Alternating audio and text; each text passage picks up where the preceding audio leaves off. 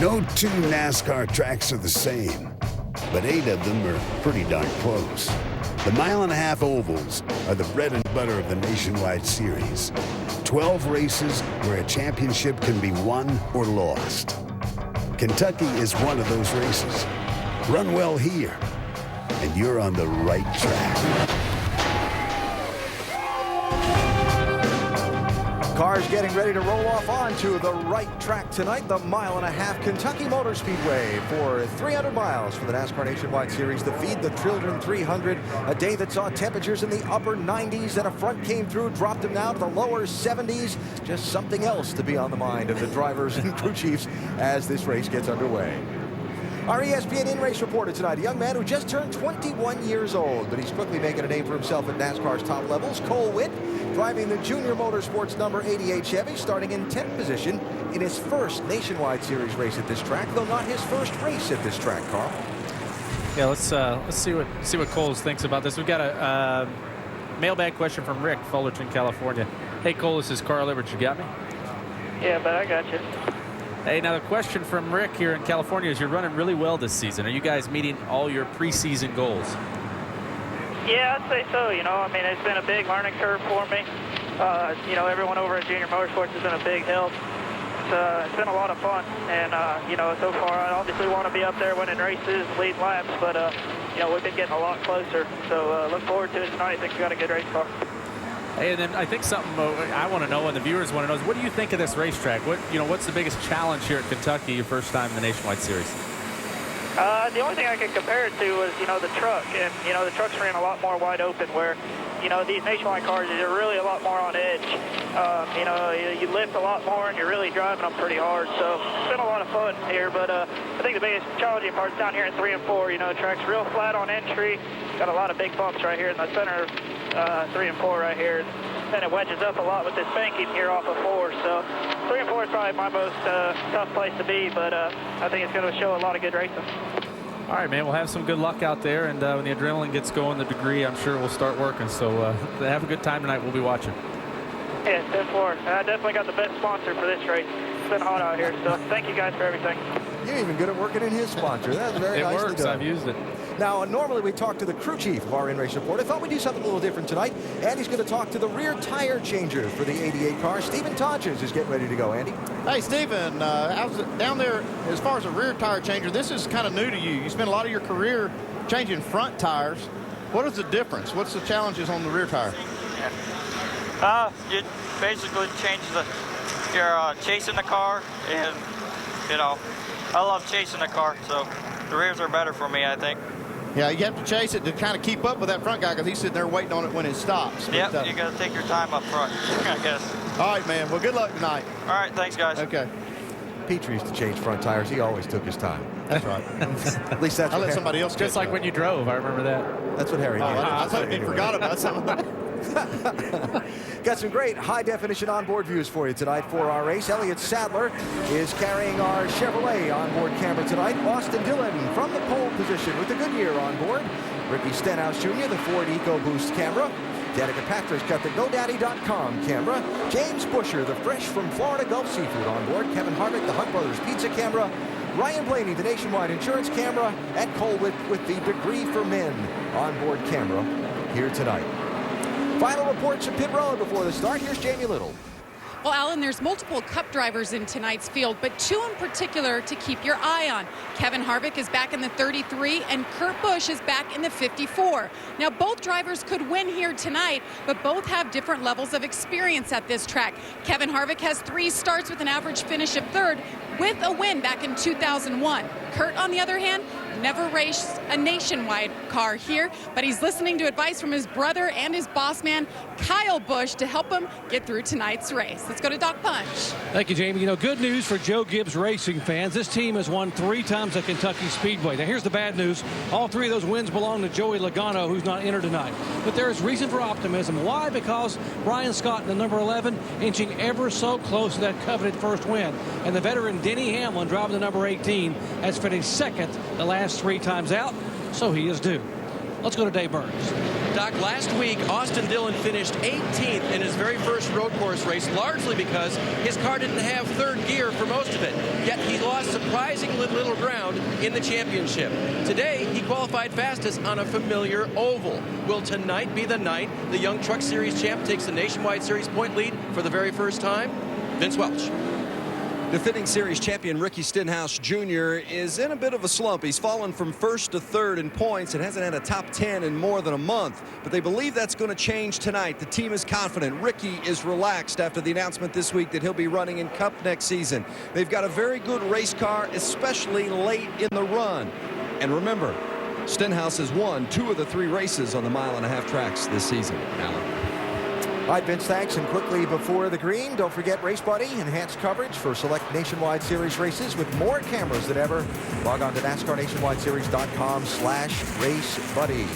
So, mile-and-a-half track, 300 miles, that is 200 laps around this place. Only 2 former winners in Kentucky Nationwide Series competition in the field. They're Kevin Harvick and Brad Keselowski, starting first and second on that inside row. By the way, they finished first and second in this race last year.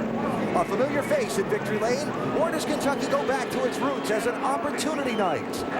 We find out in a little while, say 300 miles from right now.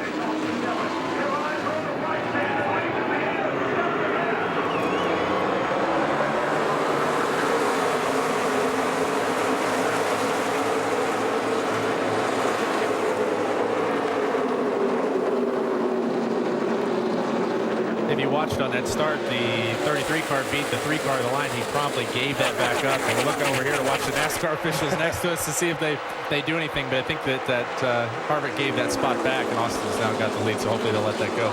Yeah, it wasn't a very clean restart or a start at all, but Austin Dillon finally does get off to a good lead here. Dillon leads lap 1 for second place. Green and white car is Harvick. The red and white car is Sam Hornish Jr. In the case of that start, I'm not sure that Austin Dillon knew where the starting zone was. It looked like Kevin was more ready to go. Yeah, and that might be the case. When you come off of turn 4 here, the straightaway is so wide, and it's one big arc. It's not a straightaway, and it might be hard to... It's something I'll be watching for tomorrow night. Make sure I've got the starting zone figured out. Stenhouse 6, Kurt Busch 54. That's 6th and 7th place. Little wash up off the bottom there for Ricky. Well, Kurt Busch really flirting with the outside of that groove. And again, a reminder, it's 25 degrees cooler now than it was forecast to be at the start time. Yeah, this has probably thrown a lot of teams a curveball because most people thought it was going to be in the 90s. The track temp was probably going to be in the upper 120s when the race started, and that's not the case. This track's probably the best condition it's been the whole time we've been here. As Keselowski drives under Harvick here, notice he got loose there. That's the flattest corner. They're still in the sun right there. They drive into the shade for the front half of the racetrack, and that'll change here in a little while. That back straightaway in turn 2 and turn 3 will become shaded, and the cars will pick up speed there. This is third place. Keselowski's working on it, but you get under a guy like that, and he can make it really hard on you, especially going into this turn 3. It looks like Kevin might be letting him go. Yeah, it sounds like he let off the throttle. Yeah. He said, we'll carry this fight later on. Yes.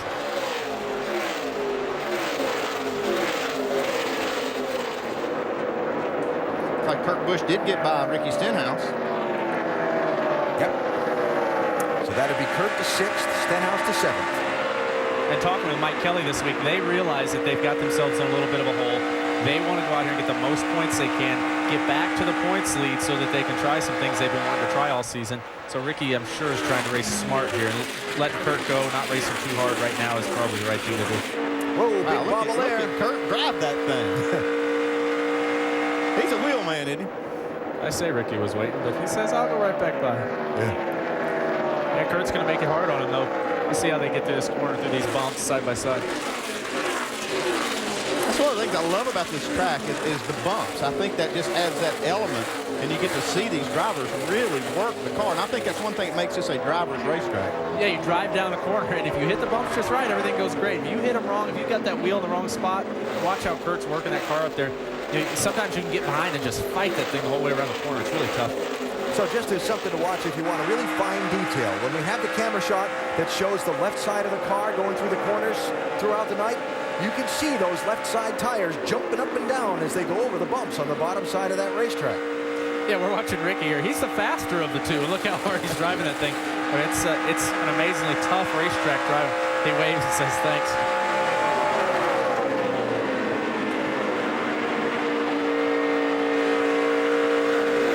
that sun right in your eyes like that when you're wheeling the car. If you've got anything on the windshield, it makes it really tough. All right, so that's Stenhouse in 6th, Kurt Busch in 7th, Justin Allgaier, orange 31 car. He is running in 8th position. Really, really tight mid-corner. All right, fans this lap, put your fans on. A little bit free into 3 still. 10 block fans. Part of what makes the cars tight, but then free into 3 is that the car doesn't travel as much in 3, so you don't get that compression on the front end and get that aero platform. So even though Justin's saying his car is tight in other places, in turn 3 it's still loose. And as the night goes on, it'll get shaded, it'll get faster down there, and that'll come to him. I talked to a lot of the teams, and they were expecting the track as it cooled down to maybe get and probably get looser. And so that's what a lot of teams were planning on. And it sounds like it's opposite for Justin. And just the update for the folks that aren't the real hardcore gearheads. Loose is when the back end of the car wants to swing out to the right when you go into the corner instead of track straight. Tight is when the front of the car doesn't want to turn like you need it to when you go into the corner. Yeah, and that's one of the things we don't talk about a lot when we watch these races is that what you want is probably what Austin's car is doing right now. All 4 tires are sliding just the same amount. You're making a ton of grip in the corner, and even though it doesn't look like it, those tires are really grinding on the pavement. And you don't want the fronts turned a little more than the rear or vice versa. You want all 4 sliding. So after a slight hesitation at the very initial start, Austin Dillon has led all of the laps so far. The grandson of Richard Childress, driving that famous number 3, looking for his first win at the NASCAR Nationwide Series. Could it come tonight in Kentucky?